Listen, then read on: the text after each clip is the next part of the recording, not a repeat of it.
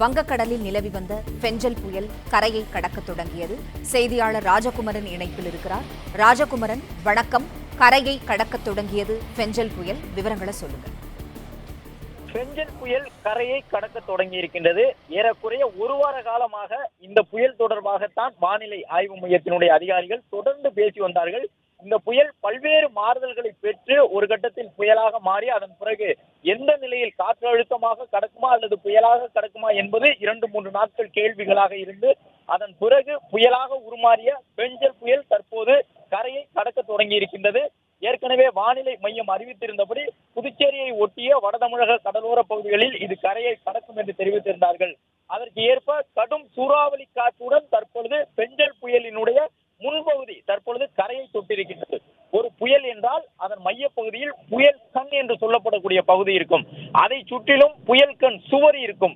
அதற்கு முன்பாக ஒரு வெளிப்படலம் இருக்கும். இவ்வாறு 3 படலங்கள் இருக்கும் புயல் கண்ணை சுற்றி. இந்த நிலையில்தான் தற்பொழுது முன்பகுதி கடந்து செல்கின்றது.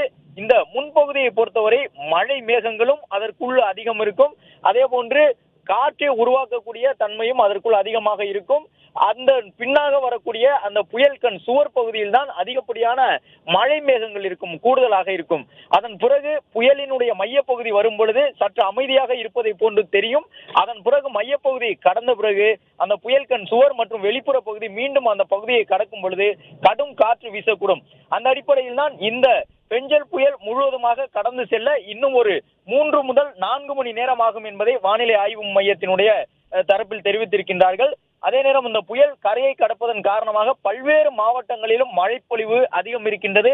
நாம் பார்க்கின்றோம் தற்பொழுது இந்த புயல் கரையை கடக்க தொடங்கி இருக்கக்கூடிய சூழ்நிலையில் வானிலை ஆய்வு மையத்தினுடைய ரேடார் மூலமாக கடலூர், விழுப்புரம் உள்ளிட்ட மாவட்டங்களில் எல்லாம் மழை மேகங்கள் திரண்டு நிற்கின்றன. சென்னை, திருவள்ளூர், காஞ்சிபுரம், செங்கல்பட்டு மாவட்டத்தினுடைய இந்த சென்னையை சுற்றி இருக்கக்கூடிய பகுதிகள் மழை மேகங்கள் குறைவாக இருக்கின்றன. ஆனால் தரைக்காற்றை உருவாக்கக்கூடிய அந்த ரேடார்கள் சமிக்கையை பார்க்கும்போது தரைக்காற்று மிக வேகமாக சென்னையை நோக்கி வீசிக் கொண்டிருக்கின்றது. புயல் கரையை கடக்க தொடங்கி இருக்கின்றது.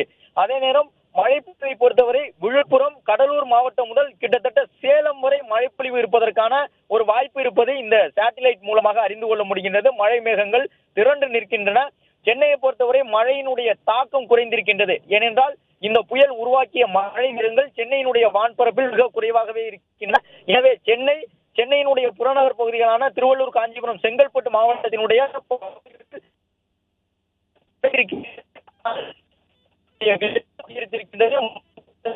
90 கிலோமீட்டர் வானிலை